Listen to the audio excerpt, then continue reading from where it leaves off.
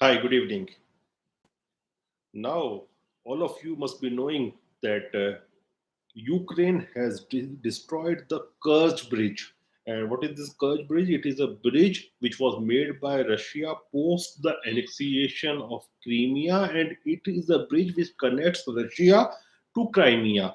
And it was a bridge which was also having the road facility as well as the railway facility.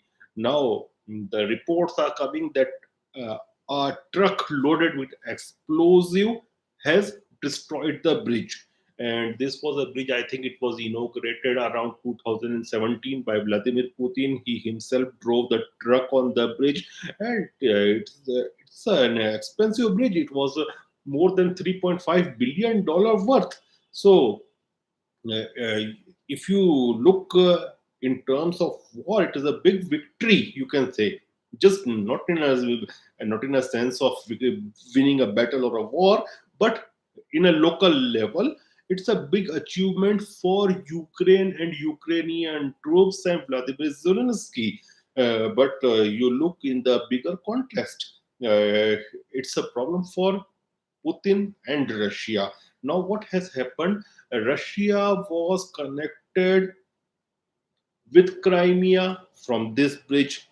And if you ask me, was it a shock for me to hear it? No, it was never a shock for me because I was expecting this thing from Ukraine. I was expecting that one day Ukraine will blow up the gas pipelines carrying gas to Europe from Russia via Ukrainian territory. That was going to happen. I was also expecting this bridge to be destroyed by the Ukrainians, so it was not something I was shocked to listen. Yeah, I was expecting all these things long back. But yes, it is a big issue for Vladimir Putin and Russia, and you can say it's a birthday gift from Zelensky to Putin, because yesterday was Putin's birthday, and today he has got this setback. It is a big setback because now the entire population living in Crimea is not connected with Russia. So there and it's a big face loss for Vladimir Putin. But you look at in the bigger context, what Ukraine is doing, it may, by doing these things, there is a high possibility that Russia may now go. Putin may now go for the nuclear options, at least the tactical nuclear options, because finally, if Putin loses this battle, this war, then he will lose everything and he cannot afford that. And not only Putin, but Russia will even lose the fame. Russia will lose the power, the status of a global power, at least the regional hegemon. They will lose all those things, so they can't afford to lose this with Ukraine. And Ukraine, somehow, I think Zelensky is confident that Putin won't go for a nuclear option, because I think he thinks that if Putin goes for the nuclear option, even the countries like India and China won't be with Putin, and Russia will be isolated. But always remember one thing: when big powers lose, they may go for other options, or those options which you even can't expect. So I think now it is not the issue that whether Putin will use a tactical nuke or not. The bigger question is when he will use, because now I think Zelensky and West is not leaving Putin with other options, so he has to do something radical, and I think something radical will come within hours if Russia want to save its face. And even if you look from the Russian point of view, Crimea, well, most of the countries of the world do not take Crimea as a part of Russia. But as per the Russian constitution, they have ratified it also. As per the Russian law and Russian constitution, Crimea is a very much part of Russia. Now it's an attack on Russian territory. Now we have to see and keenly observe how Vladimir Putin and Russian forces are going to react.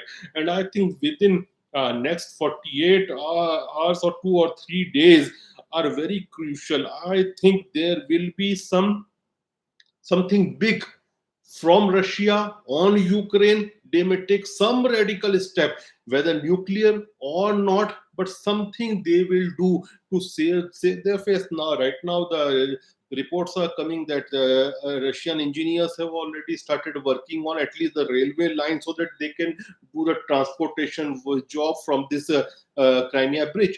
But one aspect is also there. Now there may come the angle of terrorism because Ukraine didn't destroy that bridge via helicopter or by a missile, ballistic missile or something. It was a loaded truck. We don't know right now. Nobody knows. Let the things come out.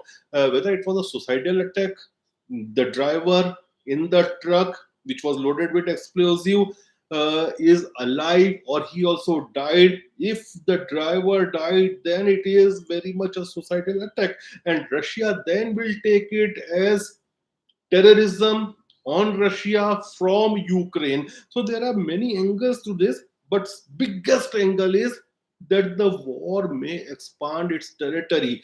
And even Joe Biden has said that nobody should underestimate the threat by Vladimir Putin of going for nuclear option.